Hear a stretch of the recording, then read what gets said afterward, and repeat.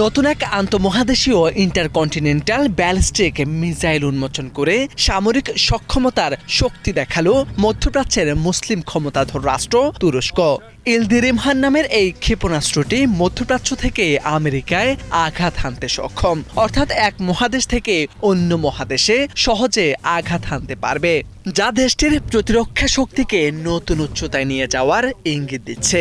কিন্তু Iran, Israel, যুক্তরাষ্ট্রের উত্তেজনার মধ্যে ব্যালিস্টিক মিসাইল উন্মোচন করে কী বার্তা দিচ্ছে তুরস্ক? ৫ মে রাজধানী ইস্তাম্বুলে অনুষ্ঠিত সেহা প্রতিরক্ষা প্রদর্শনীতে আনুষ্ঠানিকভাবে এই ক্ষেপণাস্ত্রটি প্রদর্শন করা হয়। প্রায় ৬,০০০ কিলোমিটার পাল্লার অত্যন্ত শক্তিশালী আন্তঃমহাদেশীয় এই আইসিবিএম ইউরোপের বড় অংশ, এশিয়ার বিস্তীর্ণ অঞ্চল এবং আমেরিকা ও আফ্রিকার কিছু অংশ পর্যন্ত লক্ষ্যবস্তুতে আঘাত হানতে সক্ষম। মধ্যপ্রাচ্যে ইরান ইসরায়েল উত্তেজনার মধ্যে তুরস্কের প্রতিরক্ষা মন্ত্রণালয়ের গবেষণা ও উন্নয়ন কেন্দ্র এই মিসাইলটি তৈরি করে সামনে এনেছে।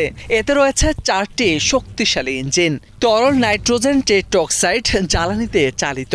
প্রদর্শনীতে উপস্থিত ছিলেন দেশটির প্রতিরক্ষা মন্ত্রী ইয়াসার গুলার সহ শীর্ষ সামরিক কর্মকর্তারা।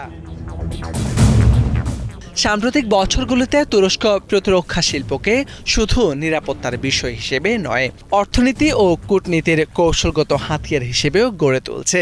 নিজস্ব প্রযুক্তিতে উন্নয়ন ঘটানোর পাশাপাশি আন্তর্জাতিক বাজারে অস্ত্র রপ্তানির ক্ষেত্রেও গুরুত্ব দিচ্ছে আঙ্কারা।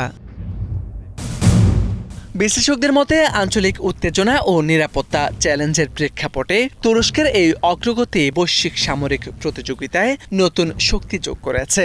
একই সঙ্গে এটি ইঙ্গিত দিচ্ছে নিজস্ব প্রতিরক্ষা প্রযুক্তিতে স্বনির্ভর হওয়ার পথে দ্রুত এগোচ্ছে দেশটি।